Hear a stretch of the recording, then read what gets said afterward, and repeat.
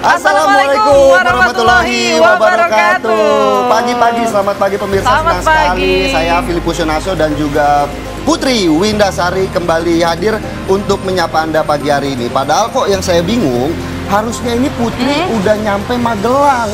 Kok masih di sini? Oh, karena baju merah ya? Iya, kok masih di sini katanya mau jalan. Kan dapat panggilan. Tahan dulu, tunda dulu, jangan ke Magelang dulu. Pokoknya standby komando. Gitu kan? Karena memang kita nggak tahu ya, apakah penundaan keberangkatan ini ada hubungannya dengan lobby-lobby politik yang akan dilakukan terkait dengan penangkapan atau penahanan Sekjen PDIP Hasto Kristianto. Nah, itu menarik nanti kita bahas. Yang kemarin ditahan ya. Jadi itu akan menjadi tema dialog kita pagi hari ini, bagaimana hangatnya penahanan Hasto Kristianto yang dilakukan oleh KPK malam kemarin, begitu ya. Betul. Tapi sebelum kita menuju ke dialog kita pada pagi hari ini, tentunya kita akan lihat dulu nih, ada berita-berita yang anget-anget juga nih, Putri Windasari. Ada sekelompok orang yang tak dikenal menyerang seorang Pak Ogah di jalan Cijagra, Desa Bojong Soang, ini di Kecamatan Bojong Soang, Kabupaten Bandung. Kejadian ini terjadi beberapa waktu lalu, di mana aksi pembacokan tersebut juga terekam di kamera CCTV warga dan kemudian viral di media sosial. Ya, ini kita lihat ya, Philip dan pemirsa, dalam video ini penyerangan sekelompok orang tak dikenal ini menyerang Pak Ogah yang lagi bertugas begitu di persimpangan. Kemudian aksinya ini terekam CCTV, ada dua pengendara motor yang berboncengan keluar dari dalam gang Cijagra, langsung membacok korban dengan senjata tajam yang saat itu tengah mengatur mobil yang keluar dari gang. Nah, usai membacok korban, pelaku ini langsung naik motor bersama rekannya menuju arah Ciparai, Kabupaten Bandung, dan sejauh ini belum diketahui pemicu permasalahan korban dibacok. Dari pengakuan saksi, kejadian berlangsung sekitar pukul 17.30 waktu Indonesia Barat kemarin, di mana korban yang sedang berjaga menjadi Pak Ogah ini langsung dibacok begitu saja oleh dua orang yang menggunakan pakaian putih dan hitam. Usai dibacok, korban yang masih tersadarkan diri ini langsung ditolong oleh rekan-rekannya dan dibawa ke rumah sakit terdekat.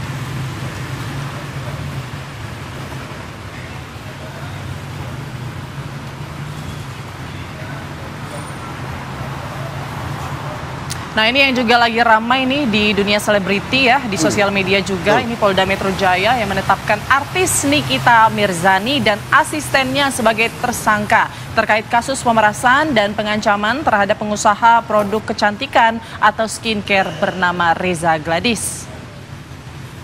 Setelah melakukan serangkaian pemeriksaan dan melakukan gelar perkara, penyidik Direktorat Siber Polda Metro Jaya akhirnya menetapkan artis Nikita Mirzani dan juga asistennya berinisial IM sebagai tersangka. Kepolisian telah memiliki alat bukti yang cukup kuat dan hasil gelar perkara untuk menetapkan yang bersangkutan ini sebagai tersangka. Penyidik Direktorat Siber Polda Metro Jaya kembali akan melayangkan surat panggilan kepada Nikita Mirzani dan IM untuk diperiksa sebagai tersangka. Dalam kasus ini keduanya dijerat pasal berlapis tentang dugaan tindak pidana pemerasan, Undang-Undang ITE, dan tindak pidana pencucian uang dengan ancaman paling lama 20 tahun penjara.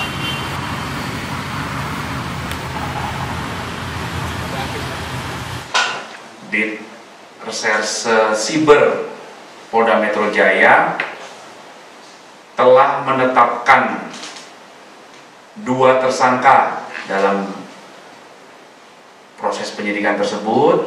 Yang pertama saudari NM, yang kedua saudara IM. Ya, penyidik telah menetapkan tersangka terhadap kedua orang ini berdasarkan bukti yang cukup dan berdasarkan hasil gelar perkara. Oke, selain Nikita Mirzani ini, Putri dan juga pemirsa, ada yang lagi viral di mana sidang lanjutan kasus pencemaran nama baik dengan terdakwa Rasman Nasution ini kembali digelar di Pengadilan Negeri Jakarta Utara. Sidang dengan agenda mendengarkan keterangan dari para saksi ini digelar secara tertutup dan berjalan kondusif jika dibandingkan dengan sidang sebelumnya ya. Ya, betul. Terdakwa maupun saksi pelapor hadir dalam persidangan lanjutan ini. Nah, sidang dengan agenda pemeriksaan 3 saksi, diantaranya Hotman Paris sebagai saksi pelapor, dan sidang kali ini berjalan kondusif. Jika sebelumnya sidangnya sempat diskors ya, lantaran ricuh begitu. Nah, sementara sidang ini ditunda hingga pekan depan dengan agenda yang sama, yakni mendengarkan keterangan dari para saksi.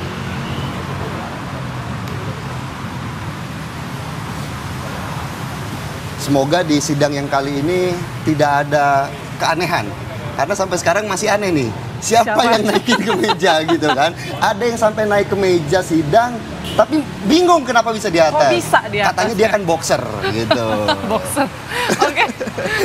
Kita beralih ke informasi lain pemirsa. Nah, ini di tengah sanksi yang dijatuhkan oleh Hakim Pengadilan Niaga Jakarta Pusat, penyanyi Agnes Monica pada Rabu siang bertemu dengan Menteri Hukum Supratman Andi Adgas. Nah, kedatangan Agnes ini untuk membahas regulasi hak cipta setelah namanya terseret dalam gugatan yang dilayangkan komposer Ari Bias. Agnes mengaku ingin memanfaatkan kesempatan ini untuk mempelajari undang-undang terutama soal hak cipta. Ia tentunya ingin menaati regulasi yang mengatur profesinya.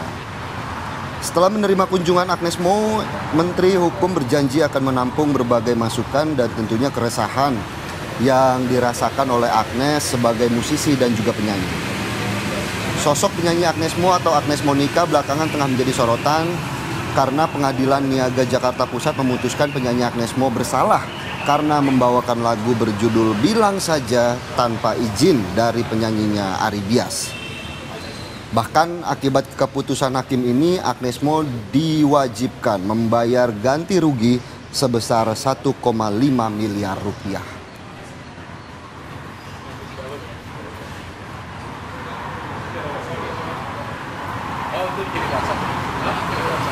Ya pemirsa, tentunya pagi hari ini juga kami akan mengajak Anda untuk melihat bagaimana pantauan terkini arus lalu lintas. Sudah ada rekan kami Brigadir Yasinta yang akan mengabarkan untuk Anda. Brigadir Yasinta, silakan dengan laporan Anda.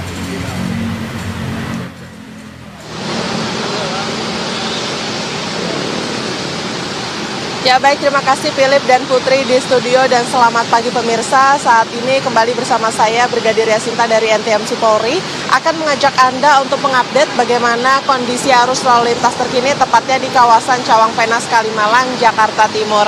Bisa kita saksikan bersama di belakang saya. Pada umumnya situasi arus lalu lintas di kawasan ini berdasarkan pantauan kami sejak pukul 5 pagi tadi hingga saat ini situasi lalu lintas di kawasan Cawang Penas terus mengalami peningkatan volume kendaraan yang cukup signifikan, khususnya di ruas jalur arteri dari Cililitan yang akan menuju Kalimalang ataupun Jatinegara, begitupun arah sebaliknya. Selain karena banyaknya masyarakat yang akan memulai aktivitas perkantoran, perlambatan kecepatan terjadi karena antrian panjang menjelang traffic light sepanjang 300 meter ke belakang yang didominasi oleh kendaraan pribadi roda 2. Dan juga kawasan ini merupakan pertemuan arus kendaraan baik dari Cawang maupun Cililitan yang akan menuju Kalimalang.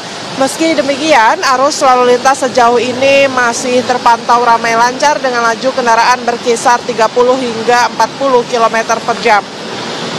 Dan kendaraan yang melintas di kawasan ini didominasi berbagai moda transportasi seperti kendaraan pribadi, angkutan umum, bus Transjakarta hingga ojek online.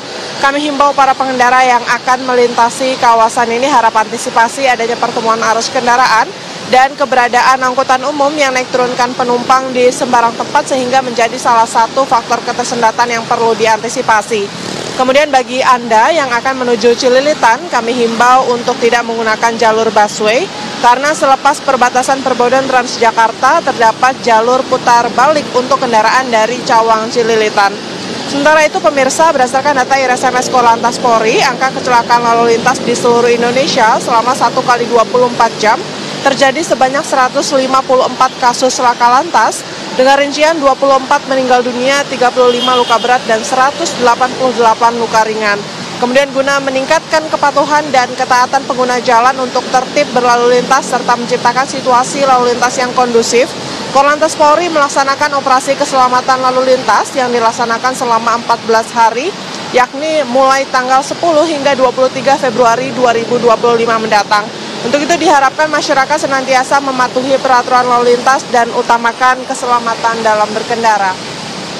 Dan untuk informasi selengkapnya seputar arus lalu lintas terkini, Anda dapat menghubungi call center kami di 1500669 atau juga dapat melalui SMS Center di 9119. Anda juga dapat mengakses website kami di korlantas.polri.go.id. Stop pelanggaran, stop kecelakaan, keselamatan milik kita bersama.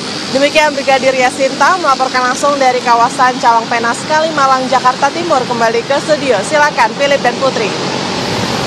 Kewajiban saya akan memenuhi kewajiban saya sebagai gubernur, sebagai wakil gubernur, sebagai bupati, sebagai wakil bupati, sebagai wali kota, sebagai wakil wali kota, dengan sebaik-baiknya dan seadil-adilnya, memegang teguh Undang-Undang Dasar Negara Republik Indonesia,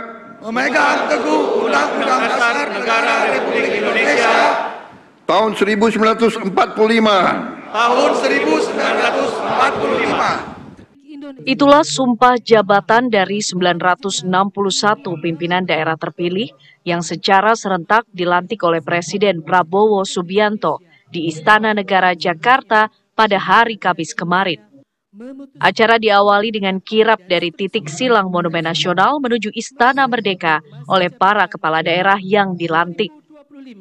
Usai membacakan sumpah jabatan secara bersama-sama, 6 perwakilan kepala daerah maju untuk menandatangani berita acara pelantikan. Setelah pelantikan ini, para kepala daerah akan menjalani pembekalan dan pelatihan di Akademi Militer Magelang, Jawa Tengah. karena kita akan jumpa dalam retreat yang akan diselenggarakan oleh Menteri Dalam Negeri di Magelang. Saya akan jumpa saudara di situ dan mudah-mudahan saudara akan kuat di Gembleng. Yang ragu-ragu boleh mundur. Penandatanganan berita acara. Retret atau pembekalan terhadap kepala daerah akan berlangsung 21 Februari hingga 28 Februari 2025. Dari Jakarta, tim TV One mengabarkan.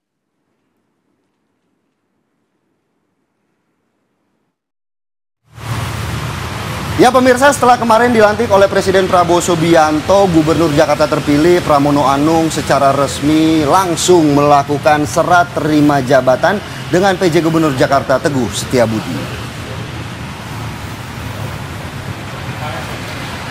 Warga Jakarta menyambut kedatangan Gubernur Jakarta periode 2025-2030 Pramono Anung Rano Karno di Balai Kota. Pram Rano tiba di Balai Kota usai mengikuti pelantikan kepala daerah serentak di Istana Negara. Nah, kedatangan Pramono Rano Karno disambut tarian palang pintu khas Betawi. Di Balai Kota, Pramono Anung melakukan serah terima jabatan dengan PJ Gubernur Jakarta Teguh Setiabudi. Pramono menyampaikan terima kasihnya kepada PJ Gubernur Jakarta atas kelancaran transisi kepemimpinan di ibu kota.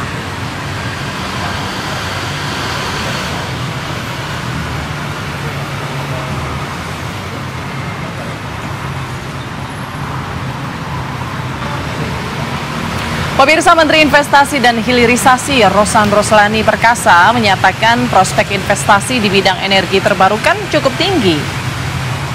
Hal ini terlihat dengan banyaknya komitmen investasi di sejumlah daerah di Indonesia, tentunya untuk energi terbarukan, seperti pembangkit listrik, tenaga angin. Tidak hanya tenaga angin, investor ternyata juga tertarik untuk berinvestasi di selain pembangkit listrik tenaga solar.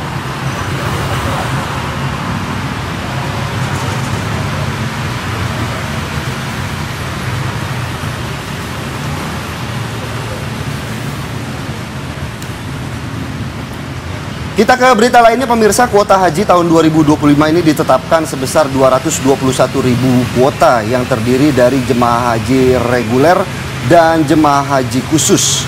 Jumlah ini tidak akan bertambah dan saat ini sedikitnya sudah ada 32% jemaah haji yang melunasi biaya haji reguler. Indonesia tahun ini mendapatkan kuota haji sebesar 221.000 kuota. Ini terdiri atas 203.320 jemaah haji reguler dan 17.680 jemaah haji khusus. Lunasan biaya perjalanan haji ini telah dibuka sejak 14 Februari hingga 14 Maret 2025. Saat ini sudah lebih dari 32% kuota jemaah haji reguler yang terisi. Pelunasan biaya haji terbanyak didominasi oleh 6 provinsi dan jumlah terbanyaknya ini yakni jemaah Jawa Barat, Jawa Timur, Jawa Tengah, Banten, Sulawesi Selatan, dan Jakarta. Sementara itu, pemirsa, biaya ibadah haji yang disepakati pemerintah untuk tahun 2025 adalah sebesar Rp55.431.000 yang harus dibayarkan jemaah haji dengan jumlah pelunasan awal sebesar Rp25 juta. Apakah 32% jemaah haji yang telah melunasi biaya haji reguler ini termasuk nama Putri Windasari? Amin. Mungkin nggak tahun ini ya, Philip, tapi doakanlah. Mungkin bisa punya kesempatan ke sana. Amin. Betul. Sesegera mungkin gitu ya. Kembali di Apa Kabar Indonesia Pagi pemirsa, insiden kecelakaan maut yang melibatkan 2 mobil dan 1 sepeda motor terjadi di Kabupaten Sidrap, Sulawesi Selatan.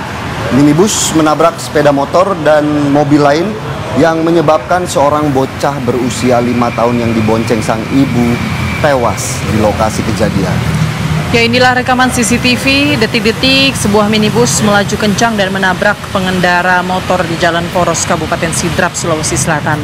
Terlihat minibus melaju dari arah barat menuju ke arah timur dengan kecepatan tinggi dan keluar jalur serta menabrak pengendara motor yang berlawanan arah serta 1 unit mobil pick-up yang sedang parkir. Insiden ini mengakibatkan seorang bocah 5 tahun, Alfa Rizky, yang dibonceng ibunya ini tewas di lokasi kejadian. Sementara ibu dan nenek korban mengalami luka serius dan langsung dilarikan ke rumah sakit. Pengendara minibus diduga mengantuk sehingga keluar jalur.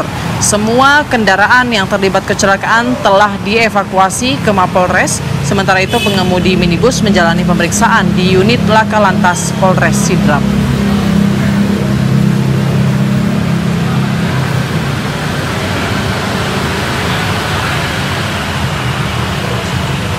Pemirsa, potongan tubuh manusia ditemukan di pantai Tepelelu Sika, Nusa Tenggara Timur. Diduga potongan tubuh milik seorang nelayan yang tenggelam dihantam gelombang tinggi.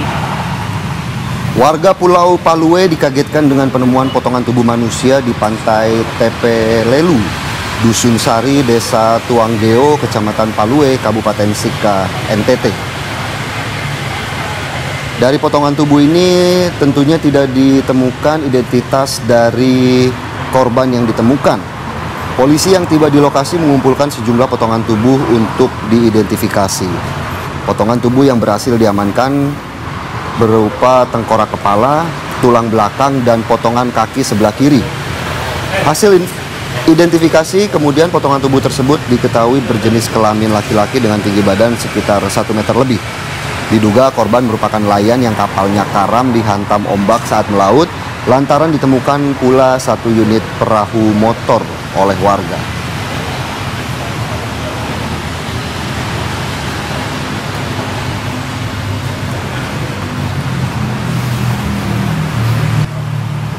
Ya pemirsa, kita ke berita lainnya. Ini Putri dan juga pemirsa, ada seorang pria yang lantaran kesal sering ditagih hutang orang tuanya. Seorang pria kemudian membunuh seorang wanita pemilik warung di Bukit Nenas, Dumai, Riau. Pelaku ini kesal karena orang tuanya ini selalu ditagih hutang oleh korban. Ya, korban ini adalah seorang wanita parubaya, pedagang warung harian bernama Munasiah, usianya 55 tahun.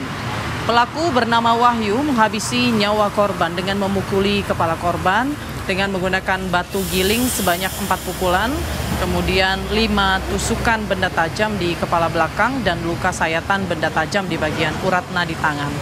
Sejumlah barang bukti diamankan polisi berupa pisau cutter, batu giling, pisau dapur, kain panjang serta uang tunai Rp360.000. Pihak keluarga meminta kepada aparat penegak hukum agar bisa memberikan hukuman seberat-beratnya kepada pelaku karena sudah menghilangkan nyawa ibunya.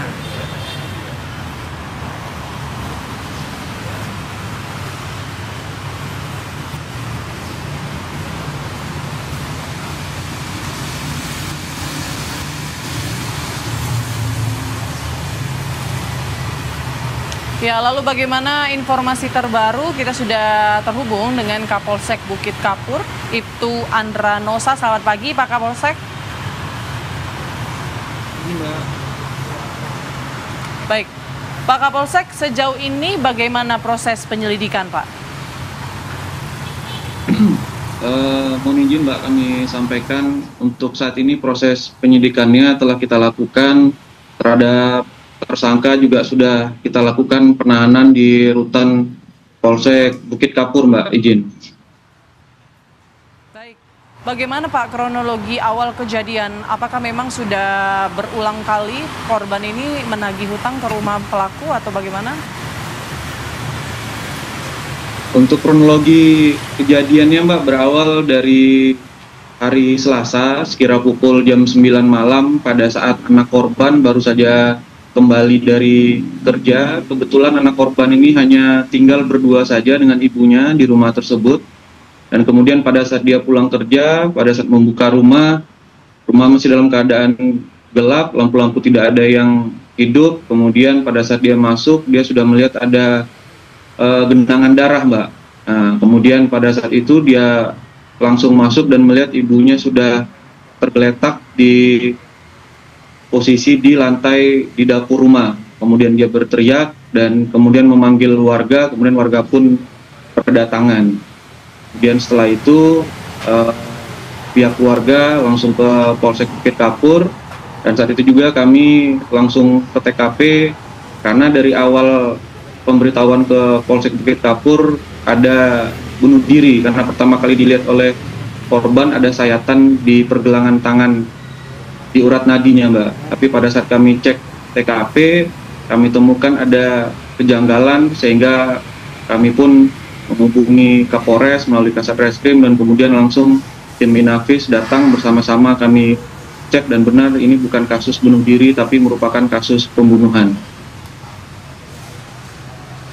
Baik, Pak Kapolsek, kalau dari berita yang beredar ini kan korban sering menagih hutang. Apakah kemudian hasil dari penyelidikan memang penagihan hutang ini sudah dilakukan lebih dari satu kali sehingga membuat pelaku ini menjadi kesal begitu karena ibunya sering ditagih hutang? Benar, Mas. Jadi setiap kali korban berbelanja ke warung ini, maksud saya tersangka berbelanja ke warung ini, korban selalu menyampaikan, kau bayar utang ibumu itu, jangan bisa ngambil-ngambil barang aja di sini. Nah, kemudian setiap kali dia datang ke warung itu, korban selalu menyampaikan hal yang sama, sehingga tersangka kemudian tersulut emosinya dan juga sudah ada sakit hati, kemudian timbul dendam, dan pada saat itulah tersangka mulai merencanakan untuk menghabisi nyawa korban, Mas. Baik, Pak Kapolsek, barang buktinya kan selain senjata tajam yang digunakan pelaku untuk menghabisi nyawa korban, ada juga uang tunai sebesar Rp360.000. Apakah memang pada saat beraksi ini pelaku juga mengambil uang korban atau itu barang bukti apa, Pak? Jadi gini, Mbak, pada saat niat awalnya hanya ingin menghabisi nyawa korban, tapi karena memang posisinya pada saat itu di warung, kebetulan korban ini sebagai pemilik warung harian, jadi ada uang di dalam kotak warung itu, dia langsung mengambil uang yang ada di dalam kotak di dalam warung tersebut, Mbak. Baik, Pak Kapolsek, untuk ancaman hukumannya bagi pelaku sendiri apa, Pak? Untuk ancaman hukuman sekitar 20 tahun, Mas, izin. Baik, terima kasih Pak Kapolsek Bukit Kapur, Ibtu Andra Nosa, atas waktunya dan juga penjelasannya terkait pembunuhan yang terjadi di Dumai. Selamat pagi dan terima kasih, Pak.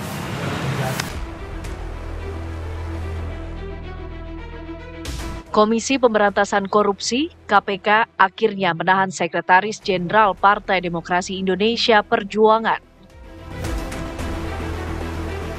Hasto merupakan tersangka kasus dugaan suap proses pergantian antar waktu anggota DPR RI dan perintangan penyidikan perkara buronan Harun Masiku.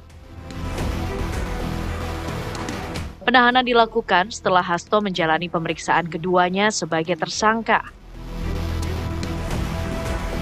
Sebelumnya, upaya Sekjen PDI Perjuangan Hasto Kristianto menggugat penetapan status tersangka dirinya berakhir pada 13 Februari 2025. Hakim Tunggal Pengadilan Negeri Jakarta Selatan, Juyamto, memutuskan tidak menerima pra-peradilan Hasto. Alasannya, Hasto berstatus tersangka dalam 2 perkara di KPK. Namun, gugatan atas 2 sprindik tersebut hanya diajukan dalam 1 permohonan pra-peradilan. Dalam upaya penahanan Hasto, KPK pun membantah adanya politisasi yang sering digaungkan Hasto dan kuasa hukumnya.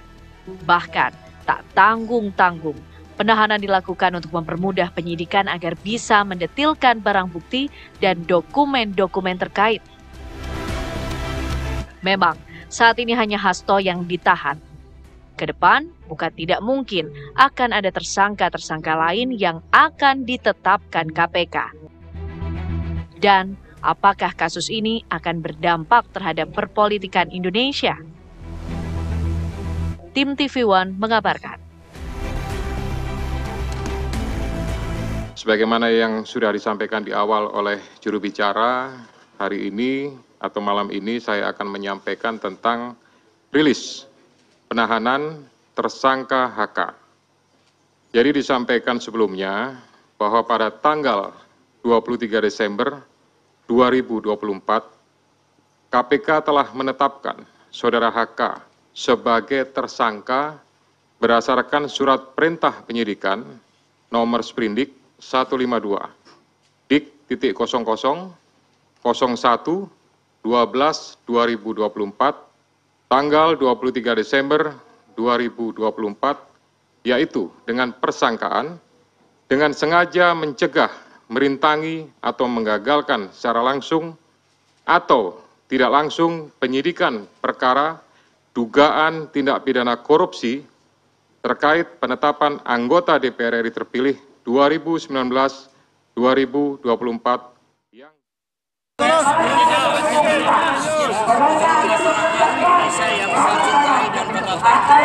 Terima kasih. Hari ini saya telah kooperatif memenuhi tanggung jawab sebagai warga negara Republik Indonesia yang siap pemeriksaan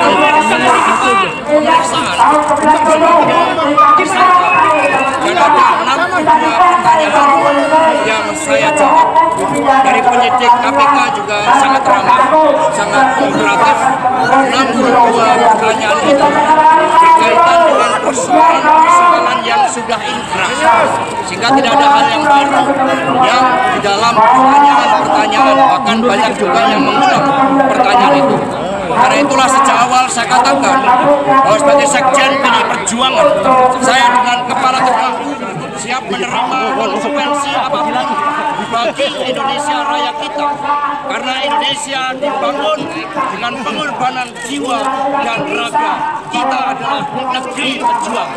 Sehingga saya tidak pernah menyesal. Saya akan terus berjuang dengan api semangat yang menyala-nyala. Semoga ini menjadi momentum bagi Komisi Pemberantasan Korupsi untuk menegakkan hukum tanpa kecuali, termasuk memeriksa keluarga Pak Jokowi. Terima kasih. Merdeka! Ya pemirsa, tadi kita sudah melihat ya Putri bagaimana saling bantah begitu ya dari Hasto, KPK, kemudian juga kemarin PDIP juga sudah menggelar konferensi pers bahwa ini bukan kasus politisasi, bukan kriminalisasi, murni hukum, pengembangan hukum, sehingga membuat Hasto Kristianto ini juga kemarin akhirnya resmi ditahan. Itu kata KPK. Kata KPK. Kata KPK ya. Gitu. Tapi memang menarik ya, karena ini muncul berbagai spekulasi pemirsa soal bagaimana dampaknya terhadap konstelasi politik nasional begitu. Apakah nanti akan berujung terhadap ketegangan PDIP dengan pemerintahan begitu? Kan udah ada sinyalnya. Ya. Dengan disuruh nunda dulu kan harusnya Betul. Putri juga berangkat ke Magelang. Makanya akhirnya itu, siaran apakah nih. nanti ini akan membuka ruang negosiasi politik yang baru kira-kira ke depan? Itu nanti kita akan bahas ya, Philip, pada pagi hari ini dengan narasumber yang udah hadir nih. Di samping kita ada siapa nih, Putri? Ada Bang Ronald Sinyal selaku mantan penyidik KPK. Selamat pagi, Bang. Pagi. Selamat pagi. Putri, Philip. Sudah ada Mas Adi Prayitno selaku analis politik juga pada pagi hari ini. Selamat pagi, Mas Adi. Selamat pagi. Saya langsung ke Mas Ronald dulu. Mas Ronald, tadi kita sudah melihat bagaimana aksi saling bantah begitu bisa dibilang. Ini politisasi, ini kriminalisasi menurut versi PDI dan juga Hasto. Tapi kalau menurut KPK sendiri ini sudah murni sesuai dari pengembangan penyidikan hukum dari Harun Masiku yang kemudian menyeret nama Hasto Kristianto yang kemarin juga udah ditahan begitu. Kalau dari menurut kacamata Bang Ronald sendiri seperti apa sih kasus ini? Sangat setuju dengan apa yang disampaikan oleh KPK ya. Jadi ini proses ini udah berjalan begitu panjang ya selama lebih dari 5 tahun kita tahu sendiri. Dan kalau dilihat kita melihat ke belakang sendiri itu ini proses penyidikan ini malah dipersulitnya di masa era kepemimpinan KPK sebelumnya. Jadi kalau sekarang kita lihat KPK berani untuk melanjutkan proses penyidikan ini dan juga mengembangkan terkait adanya tersangka baru yaitu Pak Hasto, sehingga hasilnya terakhir kemarin sore ya menjelang maghrib akhirnya ditahan. Itu menurut saya melalui proses yang panjang dan tidak melalui adanya politisasi yang banyak diisukan oleh media-media saat ini ya, atau mungkin disampaikan oleh saudara Hasto sendiri. Jadi kita lihat ini mungkin KPK sudah yakin, sudah merasa beberapa banyaknya alat bukti yang sudah disimpan dan juga saksi-saksinya seperti yang kita tahu ya udah ada 57 saksi, kemudian juga ada 6 ahli yang dimintai keterangan, sehingga akhirnya para penyidik khususnya penyidik Rosa itu sendiri sudah yakin untuk memajukan atau menahan Hasto itu sendiri saat ini akhirnya ditetapkan sebagai tersangka dan ditahan langsung oleh KPK. Kalau memang sudah yakin gitu, kenapa waktu dari awal ketika dilakukan penyelidikan itu nggak langsung ditahan? Apakah memang ada kemudian keputusan-keputusan lain yang harus diambil oleh KPK sendiri untuk penahanan Hasto? Ya kan kemarin juga sempat saya sampaikan ya di acara ini juga kalau nggak salah ya, bahwa KPK bila sudah melakukan penahanan itu argo berjalan. Kita tahu ya, argo penahanan itu berjalan. Kita tahu perkara Hasto ini adalah suap dan juga obstruction of justice ya, yang maksimal penahanannya tuh vonisnya itu 5 tahun. Yang kita tahu bila dia di bawah 5 tahun itu maksimal penahanan itu hanya bisa berlaku selama 60 hari, 20 penahanan yang pertama, kemudian yang kedua perpanjangan selama 40 hari. Dan kita lihat kalau misalnya kemarin ditahan, kita tahu itu 1 bulan yang lalu ya kalau nggak salah, itu mungkin terlalu mepet untuk sekarang. Dan setelah dipertimbangkan, kita tahu ya penyidik punya diskresi atau kewenangan penuh dan dirasa saat ini cukup lah, udah bisa menyelesaikan perkara ini ke tahap persidangan atau P21 ke penuntutan, bahwa oke lah kita bisa menahan dalam waktu 20. Yang disampaikan juga tadi di Pak Setio sendiri menyampaikan akan dilakukan penahanan selama 20 hari. Beliau tidak menyampaikan ada tambahan 40 hari. Berarti di situ ada keyakinan bahwa perkara ini bisa selesai minimal paling cepat dalam 20 hari. Ya bila ada keterlambatan masih adalah 40 hari. Tapi tadi Pak Setio tidak menyampaikan tambahan waktu tersebut. Jadi saya rasa ini udah KPK sudah cukup yakin, sudah punya alat bukti, sehingga akhirnya baru ditetapkan Pak Hasto ditahan di KPK kemarin sore ya, seperti itu. Baik, kalau dari KPK kan mungkin secara hukum sudah sesuai menurut KPK. Tapi kalau timingnya ini, momentumnya ini bertepatan sekali nih dengan pelantikan kepala daerah kemarin. Nah kalau dari Bang Mas Adi sendiri, apa ini dampaknya ini ke depan? Apalagi kita tahu ya ada surat edaran untuk penundaan kepala daerah PDIP mengikuti retret di Magelang. Ya, saya kira memang 2 hal ya terkait dengan penahanan Sekjen PDIP Hasto Kristianto. Pertama tentu akan berpengaruh dalam konteks konstelasi politik secara nasional, terutama bagaimana hubungan antara PDIP dengan Gerindra, termasuk juga soal bagaimana masa depan, soal kemungkinan ya, kita bicara tentang kemungkinan pertemuan antara Prabowo Subianto dengan Megawati Soekarno Putri. Ini rasa-rasanya memang sedang diuji. Tapi kalau kita melihat kecenderungan rata-rata secara umum agak semakin gelap gulita, Jadi soal nasi goreng yang kemudian akan disajikan bubar misalnya, nih berarti ya. itu akan bubar nih. Jadi Tapi menunya kan udah bisa nggak aja enak.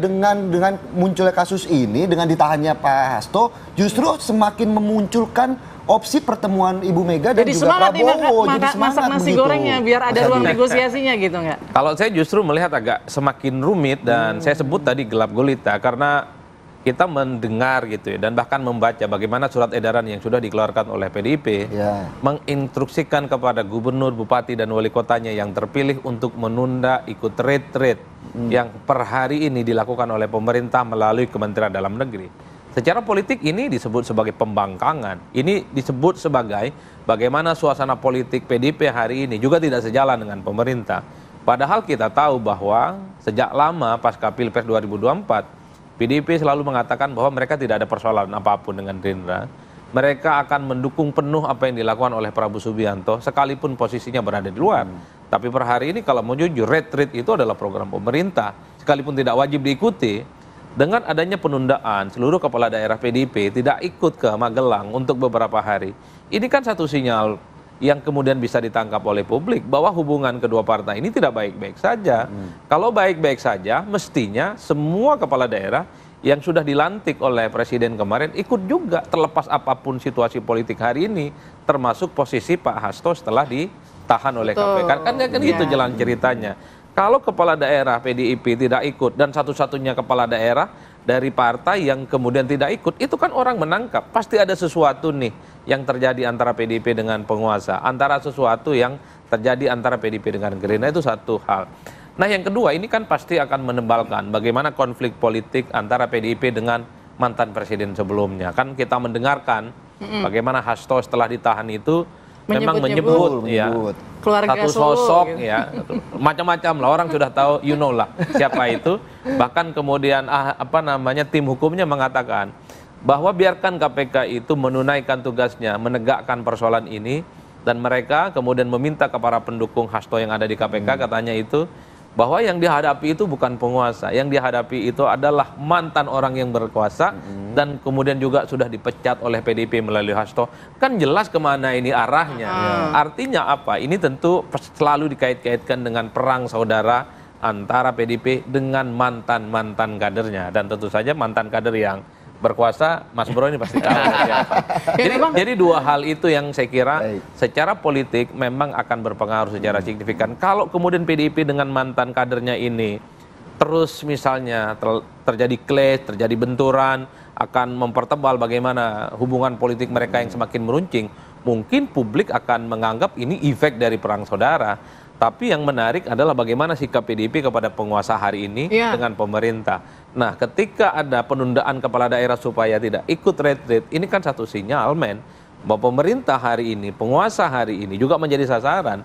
Bagaimana sepertinya sikap PDIP sudah mulai kelihatan gak respect dan kelihatan mulai tidak sejalan. Oke, padahal kan baru disumpah juga ya. Tapi ini sekarang kepala daerah PDIP mengikuti instruksi presiden, arahan presiden atau bukan? Agak kontradiktif juga karena kita dengarkan juga kemarin Pram Rano mengatakan ada pesan Bu Mega, gitu, jangan abaikan arahan presiden. Tiba-tiba sorenya atau malamnya ada perubahan ada gitu. Plot twist tunda. Gitu ya memang cepat sekali bulan madu antara PDIP dengan Gerindra. Ya kan bulan madunya kan kelihatan misalnya ketika Megawati, Pak Prabowo Subianto saling bersahut-sahutan sebagai sosok yang saling bersahabat, memiliki chemistry yang sama, memiliki pertemanan yang cukup panjang dan seterusnya dan seterusnya.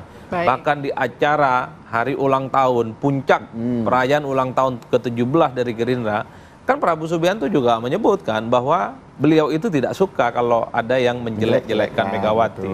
Makanya di situ kemudian PDIP semakin mesra, semakin lengket dan selalu menyatakan dukungan politik kepada pemerintah. Tapi ternyata kan cintanya bertepuk sebelah tangan ternyata. Tapi setelah ditahan, inilah yang saya sebut bulan madunya cepat sekali. ini kayaknya kayak hubungan segitiga ya, kayak cinta segitiga nih antara ketiganya nih. Tapi nanti kita bahas lebih menarik lagi usai jeda berikut. Pemirsa, kami akan kembali untuk Anda. Kepada seluruh kader dan simpatisan PDI Perjuangan dari Sabang sampai ke Merauke. 1. PDI Perjuangan sudah terbiasa menghadapi tekanan, tetapi tetap kami punya napas yang panjang. 2. Jaringan PDI Perjuangan diminta tetap tenang, tetap bersiap siaga untuk menghadapi situasi yang terburuk. Ketiga, sehubungan dengan itu, Ketua Umum mengambil alih komando dan tidak menunjuk PLT Sekjen. Terima kasih. Kita ini dalam keadaan siaga diam karena perintahnya semua kader simpatisan tidak boleh ngomong hal ini. Kita harus menunggu komando. Ya, sekaligus ini jadi pengumuman buat seluruh kader dan simpatisan PDI Perjuangan.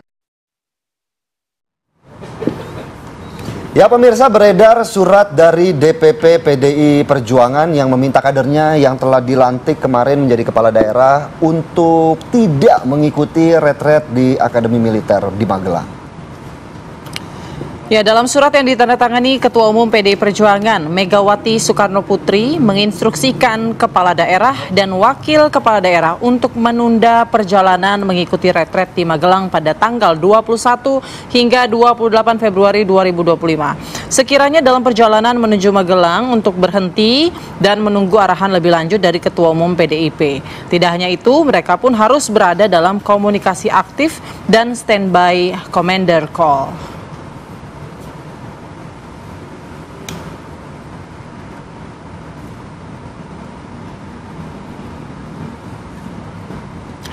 Ini menghentikan perjalanan ini artinya apa? Mampir ke rest area dulu, Kak? Cari warung kopi dekat Magelang gitu, ya kan? Sambil menunggu, kira-kira ini lanjut nggak ya? Tapi ya gimana ya, bingung juga ya. Apakah kemudian akan ada yang bandel kira-kira tetap mengikuti retret ini karena sudah dilantik juga gitu kan? Nggak mungkin tidak mengikuti arahan Presiden.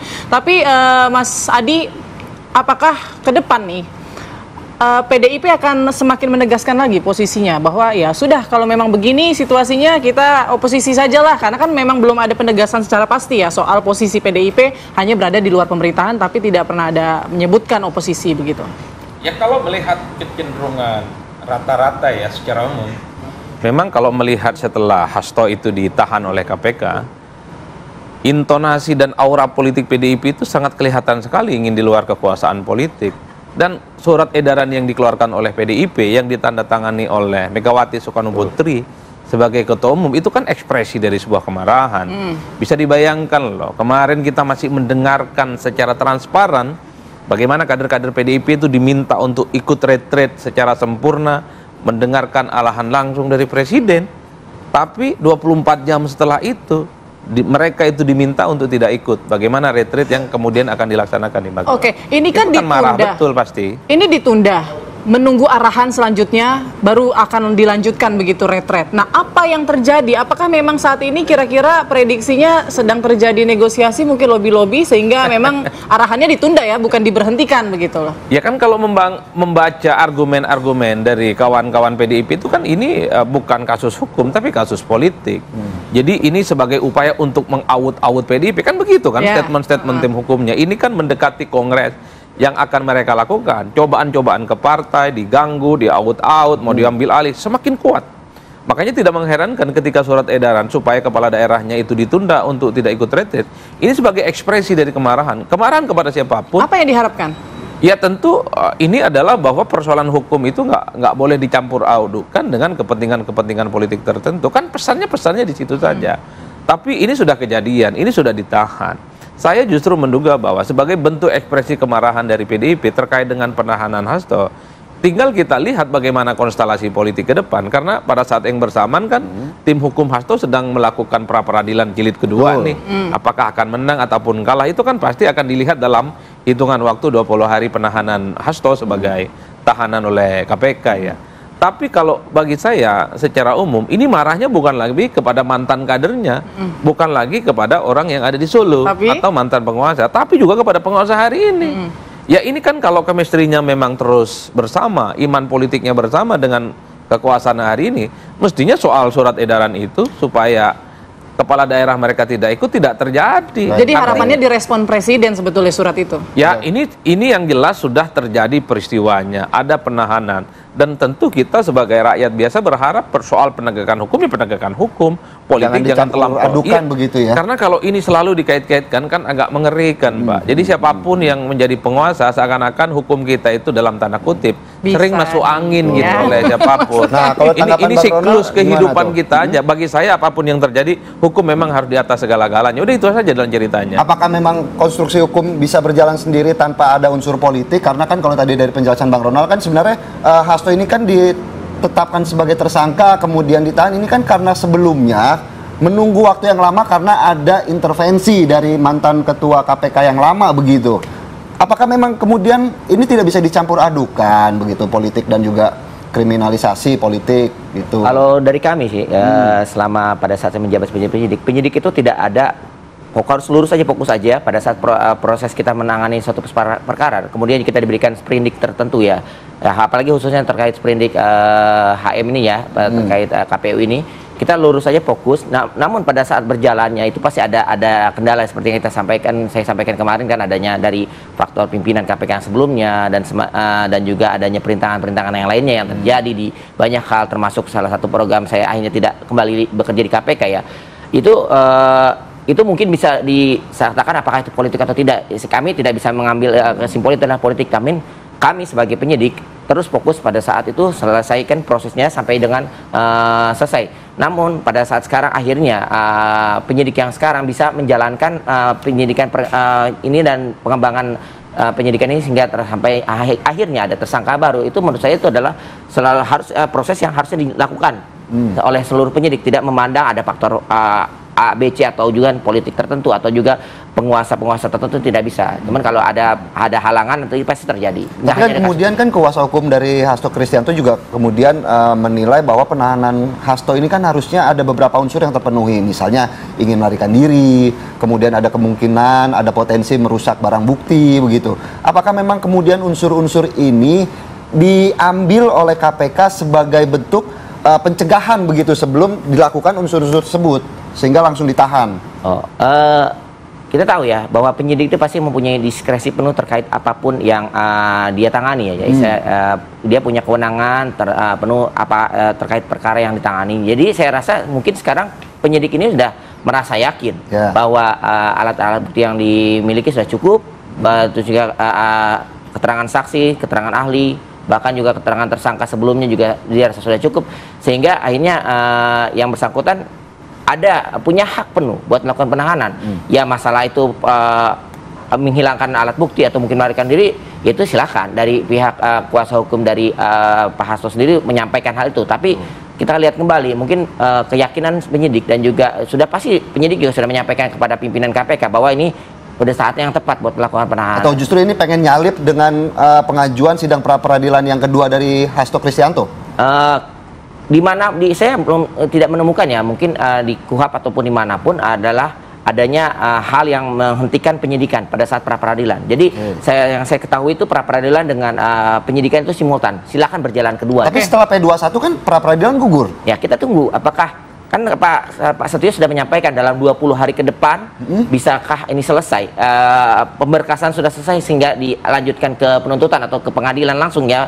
Dan bila sudah masuk ke penuntutan atau ke pengadilan, secara otomatis si prapernya yang gugur terbalik. Jadi bila pada saat dalam waktu kita tahu ya, kalau rencana pra-peradilan itu kalau tidak salah ya, tanggal 3 Maret ya, sedangkan penahanan Pak Hasto ini tanggal 20 Februari dan maksimal sampai tanggal 10 Maret. Jadi kita lihat siapa yang duluan. Kalau misalnya dalam prosesnya pra-peradilan bisa berjalan dan belum terjadinya pelimpahan kepada penuntutan atau pengadilan, itu masih pra-peradilan bisa dilakukan. Intinya tidak ada salah satu yang menghentikan pihak manapun kecuali sudah berbeda tahapnya. Pada saat ini sudah masuk ke penuntutan, pra-peradilannya tidak bisa dilanjutkan, masuk ke proses pengadilan langsung seperti itu. Oke, mungkin singkat saja Mas Adi, terakhir mungkin sebagai penutup. Ini apakah kemudian nama PDIP ini akan terus terseret setiap nama-nama Hasto ataupun Hasto ini akan menjalani persidangan dan lain sebagainya, atau sebetulnya kasus ini bisa dijalani secara individu tanpa menyeret-nyeret PDIP? Apa ruginya nanti untuk PDIP? Ya saya kira pasti PDIP diseret dong. Kenapa? Karena apapun judulnya per hari ini Hasto itu masih sekjen dan tidak ditunjuk PLT. Itu artinya apa? Persoalan PDIP pasti akan menjadi persoalan Hasto. Ketika Hasto ditahan oleh PDIP juga menyangkut PDIP. Apalagi kita tahu tim hukumnya juga adalah mereka yang terafiliasi dan terindikasi juga adalah sebagai kader-kader PDIP. Itu satu ya. Yang kedua, apa dampaknya bagi PDIP? Ya tentu ke depan harus menghadapi bagaimana proses hukum yang saat ini sedang dihadapi oleh Pak Hasto. Bagaimana impact politiknya? Setahu saya, siapapun di negara kita ini, kalau bicara tentang pemilu di masa yang akan datang, nggak ada kaitannya dengan hubungan soal kasus korupsi yang melibatkan kader partai. Saya masih ingat persis 2019. Ketika Ketua Umum Golkar, Sekjen Golkar berurusan dengan KPK, tapi Golkar masih runner up. Artinya apa? Memori masyarakat kita terkait dengan peristiwa politik hukum yang terjadi pada elit partai itu pendek. Yang menentukan soal siapa yang bisa datang ke TPS, memilih calon, memilih partai, soal beradu kuat 2 minggu sebelum pencoblosan. Bukan jauh-jauh hari sekarang. Karena masyarakat kita rata-rata yang pemaaf pelupa ya. Maaf, jangankan yang kayak gini, nanti 2 minggu lagi akan ada isu baru nih yang happening, yang heboh, apalagi pada saat yang bersamaan demo Indonesia Gelap kan makin kuat. Kan itu yang saya kira cepatlah berlalu. Bahkan kalau kita melihat intensi percakapan di media sosial, terutama di X ya, terkait dengan penahanan Hasto ini sangat minim sekali perdebatannya. Justru sekarang terjadi perang narasi Indonesia Emas versi Indonesia Gelap. Nah sekarang Indonesia Emas yang lagi di atas tagarnya, Indonesia Gelapnya sudah mulai berkurang. Ya itulah bagaimana memori masyarakat kita itu pendek, dia snapshot dan seringkali suka berubah dengan apa yang terjadi dalam benaknya. Baik, kita tunggu saja ya, mungkin Mas Adi, Mas Ronald, bagaimana kejutan selanjutnya untuk konstelasi politik nasional kita? Apakah memang ada ruang negosiasi nanti yang terjadi? Dan apakah kepala daerah yang saat ini lagi di rest area ini bakal melanjutkan masuk apa enggak? Apa tetap di warung kopi di sana di Magelang begitu ya? Baik, terima kasih Mas Adi dan juga Mas Ronald atas waktunya pagi hari ini. Dan pemirsa, apa kabar Indonesia Pagi juga? Nih, tadi Putri juga masih penasaran nih. 505 kepala daerah yang telah dilantik oleh Presiden Prabowo Subianto rencananya mulai hari ini akan mengikuti retret di Magelang. Kita akan hadirkan informasinya bagaimana kondisi terkini di sana sesaat lagi. Di Apa Kabar Indonesia Pagi. Kembali di Apa Kabar Indonesia Pagi, pemirsa, sebanyak 505 kepala daerah yang telah dilantik oleh Presiden Prabowo Subianto ini dijadwalkan mengikuti pembekalan atau retret di Akademi Militer Magelang, Jawa Tengah.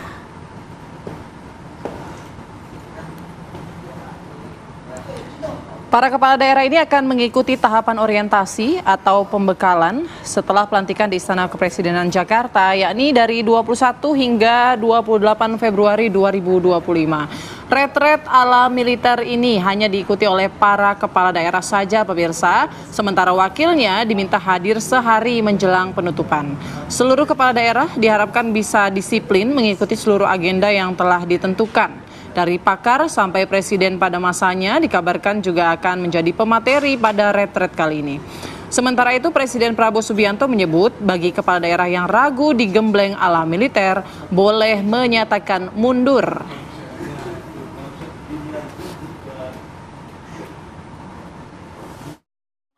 Karena kita akan jumpa dalam retreat yang akan diselenggarakan oleh Menteri Dalam Negeri di Magelang. Saya akan jumpa saudara di situ dan mudah-mudahan saudara akan kuat di Gembleng. Yang ragu-ragu boleh mundur.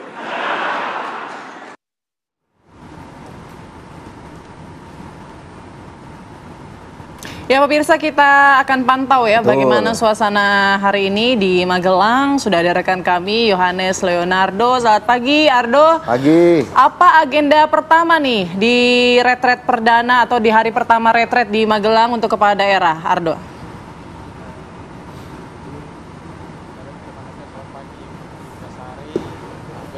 Pemirsa, memang untuk di depan Akademi Militer tempat berlangsungnya retret kepala daerah yang akan diikuti total 481 kepala daerah dari 37 provinsi gitu ya, yang mengikuti pilkada, di mana memang untuk pagi hari ini sendiri persiapannya diantaranya dari depan gerbang Akmil sendiri dapat kami katakan bahwa hingga saat ini beberapa persiapan seperti pembersihan jalan dan persiapan mekanisme alur kedatangan juga sudah dilaksanakan. Dan juru kamera kami, Dani Martin Perdana, mengantarkan Anda untuk melihat bagaimana situasi jalan Ahmad Yani yang menyambungkan ke arah kota Magelang dari arah Kabupaten Purbalingga. Dan memang nantinya pintu di layar kaca Anda ini merupakan pintu masuk para kepala daerah yang masuk ke dalam untuk mengikuti ataupun akan digembleng gitu ya dalam retret yang berlangsung hingga tanggal 28 Februari 25 mendatang.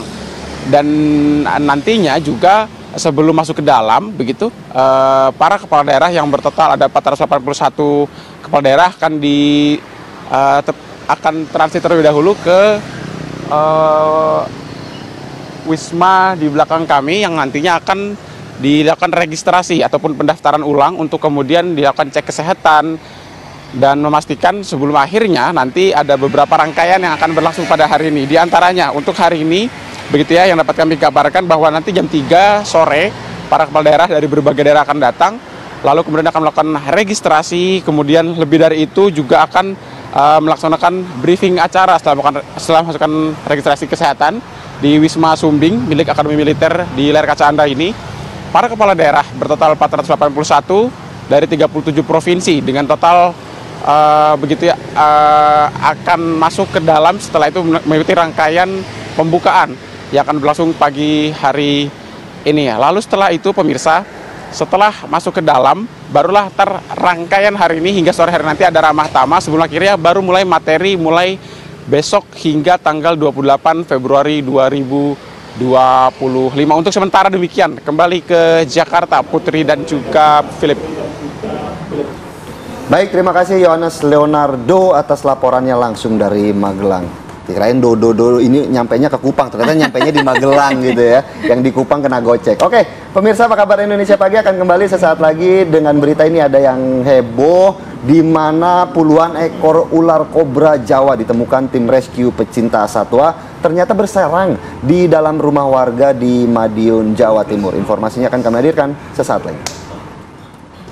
Kembali di Apa Kabar Indonesia Pagi, pemirsa. Polda Metro Jaya menetapkan artis Nikita Mirzani dan asistennya ini sebagai tersangka terkait kasus pemerasan dan pengancaman terhadap pengusaha produk kecantikan atau skincare bernama Reza Gladys.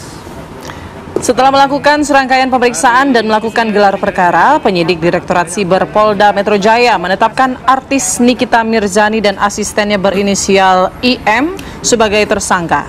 Kepolisian telah memiliki alat bukti yang cukup dan hasil gelar perkara untuk menetapkan yang bersangkutan sebagai tersangka. Penyidik Direktorat Siber Polda Metro Jaya kembali akan melayangkan surat panggilan kepada Nikita Mirzani dan IM untuk diperiksa sebagai tersangka. Dalam kasus ini, keduanya dijerat pasal berlapis tentang dugaan tindak pidana pemerasan, Undang-Undang ITE dan tindak pidana pencucian uang dengan ancaman paling lama 20 tahun penjara. Penyidik di Reserse Siber Polda Metro Jaya telah menetapkan 2 tersangka dalam proses penyidikan tersebut. Yang pertama saudari NM, yang kedua saudara IM.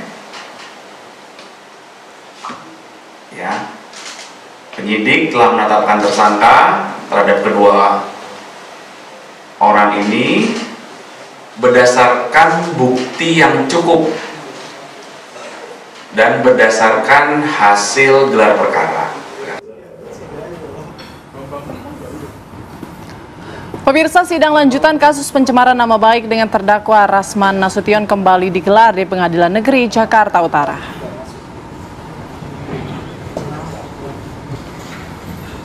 Putri dan juga pemirsa, sidang dengan agenda mendengarkan keterangan dari para saksi ini digelar secara tertutup dan berjalan kondusif dibandingkan sidang sebelumnya.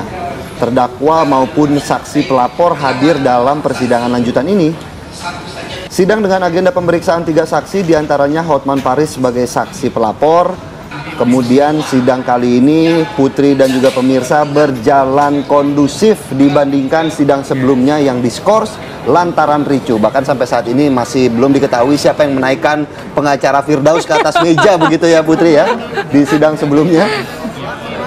Sementara sidang ditunda hingga pekan depan dengan agenda yang sama, yakni mendengarkan keterangan dari para saksi. Mungkin Putri tahu siapa yang naikin Firdaus ke meja? Nah, itu yang masih jadi pertanyaan juga ya. Mungkin memang boxer biasanya begitu ya. Boxer, bukannya boxer digantung di harusnya naik jemuran ya, bukan naik meja ya. Oke, kita simak dulu statement dari sidang kemarin. aja. Bapak hari ini kan agendanya sebagai saksi karena kan yang lalu diundur ya. Itu aja sih.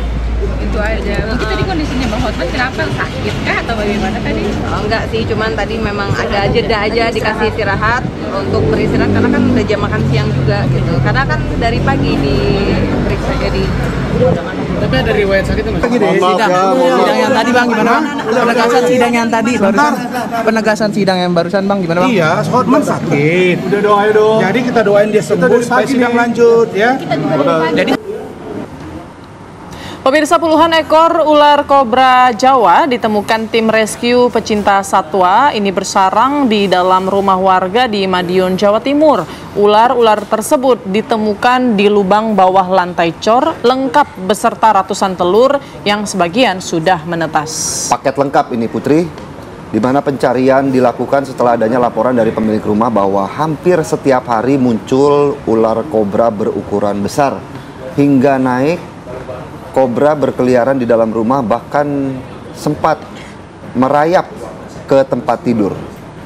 Dengan menggunakan berbagai peralatan rescue satwa, para relawan kemudian membongkar sejumlah lubang di lantai yang terbuat dari cor semen di dalam rumah yang sudah 5 tahun tidak ditempati. Dan ternyata benar saja pemirsa, relawan kemudian menemukan cangkang dan telur ular yang jumlahnya mencapai lebih dari 100 butir, bahkan sebagian ini masih belum menetas. Tidak hanya menemukan telur, sebanyak 50 anak ular kobra Jawa yang baru menetas juga ditemukan di sejumlah lubang yang tersebar di beberapa sudut rumah. Bahkan di salah satu lubang, relawan berhasil menemukan 2 ekor induk ular kobra dewasa berukuran sekitar 1 meter. Setelah dievakuasi, relawan kembali menyisir lokasi untuk memastikan rumah dalam kondisi aman dari ancaman ular kobra. Sementara itu, puluhan ular kobra beserta telurnya kini telah dievakuasi ke markas relawan untuk dilepas liarkan ke habitatnya.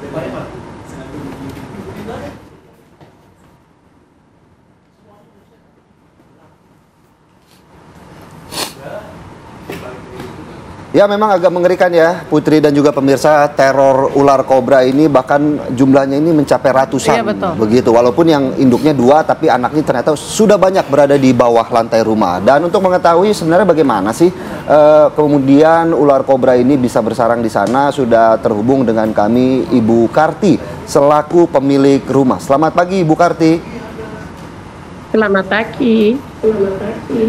Pagi Bu, ini kan viral di media sosial bagaimana kemudian ratusan ular kobra ditemukan di lantai bawah rumah Ibu yang sudah dicor lama. Ini sebenarnya bagaimana kronologis awalnya Bu? Iya, pertama kali masuk di rumah saya, di tempat kasur saya yang buat tidur saya, di depan TV. Itu 1 kali, sepertinya saya keloni lah, itulah. 2 kali juga, hari kedua juga sama. Di tempat tidur saya, di bantal saya. Yang ketiga juga gitu, di tempat tidur saya, di tempat tidur saya di kasur gitu. Yang keempat itu merajalela di belakang rumah, di depan rumah, di tetangga saya juga ada, merajalela. Terus saya berpikir sama anak saya, gimana ini solusinya gitu. Terima kasih sama relawan Wonasri, ada relawannya. Terus saya mau minta bantuan sama relawan yang namanya Mas Pito. Lah gitu Mas Pito, konsultasi sama relawan-relawan yang sudah ada di Caruban Madiun, terus disurvei. Disurvei itu ada 2, terus dicari tempat sarangnya. Sarangnya ya Bu ya. Nah, diketemukan, terus besok harinya dicari sama relawan-relawan itu, alhamdulillah ditemukan.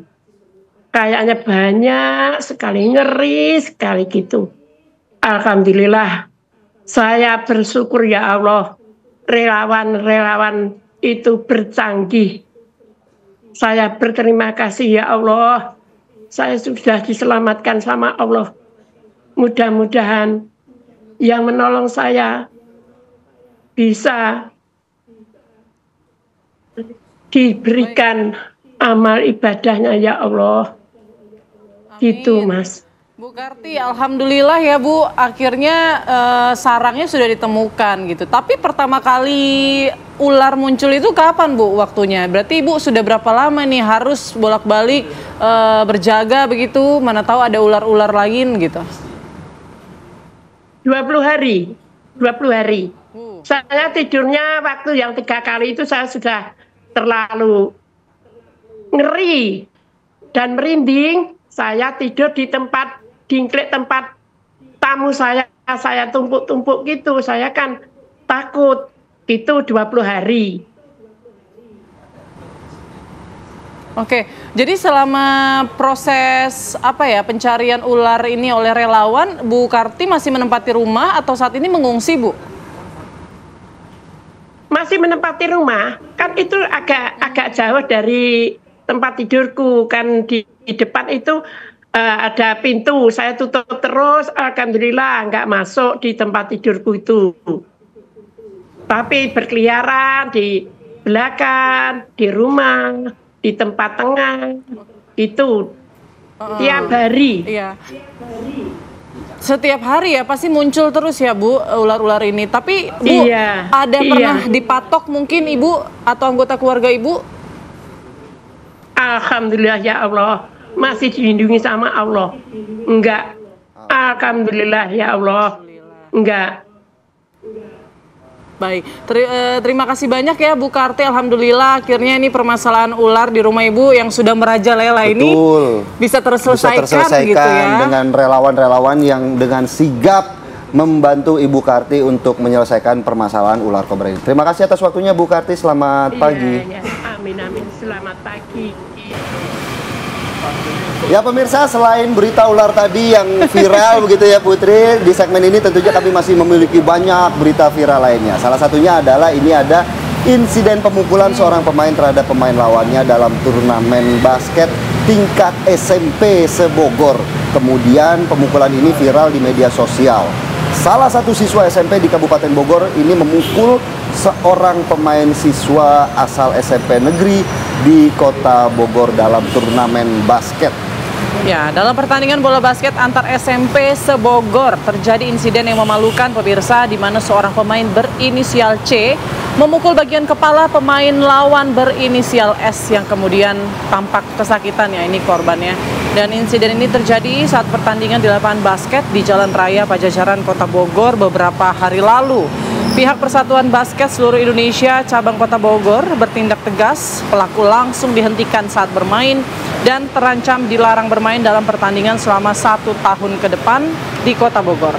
Sementara ayah korban menyerahkan kepada pengurus dan pihak sekolah, namun hingga kini pihak orang tua pelaku belum juga meminta maaf kepada korban. Rencananya mediasi akan dilakukan oleh Perbasi Kota Bogor dengan melibatkan semua pihak, termasuk sekolah dan kedua orang tua siswa yang bertikai. Nah, kalau di olahraga, kalau sudah melakukan pemukulan, seharusnya ancamannya itu tidak boleh bermain ataupun mengikuti turnamen seumur hidup. Seumur hidupnya begitu, ya. Karena pemukulan ini salah satu bentuk yang sangat tidak sportif. Betul. Di tempat umum saja berani loh, apalagi kalau di tempat sepi. Jadi ini memang jadi pelajaran juga buat seluruh anak-anak ya dalam bertanding ataupun juga. Tidak hanya anak, orang tua juga harus berperan menjaga bagaimana perilaku anak dalam berolahraga, menjunjung tinggi sportivitas. Ya, kita ke informasi lainnya pemirsa. Ada video aksi sejumlah anggota TNI Angkatan Udara tengah mencuci pesawat jet tempur F-16. Ini viral di media sosial. Nah, proses pencucian F-16 ini juga menjadi sorotan dunia sebab pesawat canggih itu hanya dicuci secara manual seperti layaknya mencuci motor ataupun mobil. Ini yang bingung tipsnya berapa nih kalau cuci pesawat ya?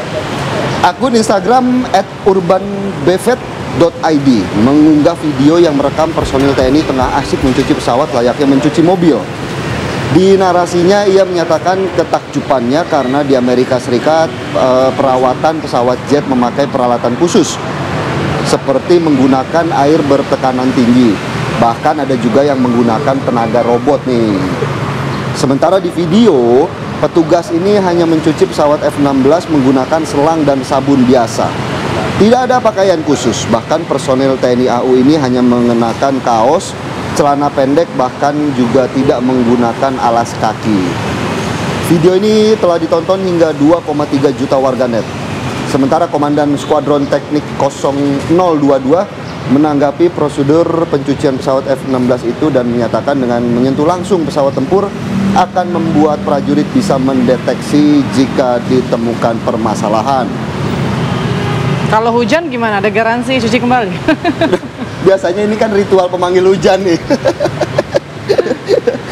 Oke pemirsa, kita ke berita viral lainnya. Seekor sapi lepas dari truk hingga berkeliaran di ruas tol Jakarta Cikampek kilometer 18 di Tambun Selatan, Kabupaten Bekasi, Jawa Barat. Ya, sapi yang berkeliaran di ruas tol Japek ini sempat berlarian saat akan ditangkap warga dan juga petugas kepolisian pemirsa. Sapi yang berlarian di jalur Jakarta dan jalur Cikampek ini membuat arus lalu lintas mengalami kepadatan. Penangkapan sapi ini membutuhkan waktu kurang lebih 30 menit sehingga petugas PJR dan Jasa Marga ini sempat memberhentikan kendaraan yang melintas saat proses sapi ditangkap. Nah, usai berhasil ditangkap, sapi tersebut langsung dipotong di tempat. Usai sapi dipotong di lokasi, petugas Jasa Marga langsung melakukan pembersihan lokasi kejadian. Nah, warga mengatakan sapi tersebut diduga lepas dari kendaraan truk dari arah Cikampek menuju Jakarta pada Kamis dini hari. Dan pada Kamis pagi, sapi tersebut berkeliaran di ruas tol Japek dan berlarian di jalur menuju Jakarta. Kenapa langsung dipotong di tempat ya, Put ya? Nah, itu juga bingung saya. Oke, kita ke informasi viral selanjutnya. Pemirsa, ada seorang balita wanita terlantar di sebuah jalan raya Kabupaten Sampang, Madura, Jawa Timur. Balita yang diperkirakan berumur 3 hingga 4 tahun yang lepas pengawasan dari orang tuanya kemudian langsung dibawa oleh petugas ke Sentra Pelayanan Kepolisian Terpadu atau SPKT di Mapores Sampang.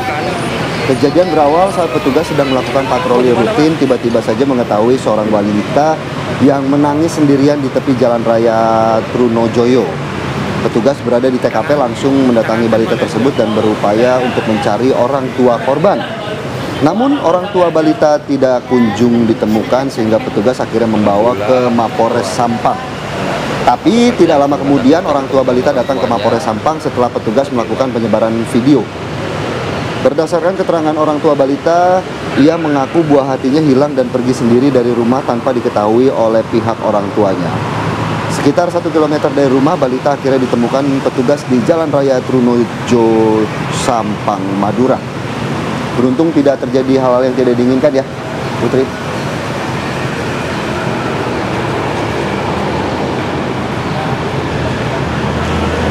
Berita viral lainnya pemirsa, seorang anak berkebutuhan khusus atau ABK di Pancoran Mas Depok ini dijambret oleh orang tidak dikenal. Ya, dari video yang beredar pemirsa terlihat pelaku mengenakan kerudung berwarna abu-abu dan berbaju merah. Peristiwa penjambretan ABK itu membuat korban mengalami kerugian sebesar Rp700.000. Padahal uang yang ia tabung tersebut akan digunakan untuk berkurban. Polisi sudah mengecek tempat kejadian perkara, namun korban enggan untuk melapor.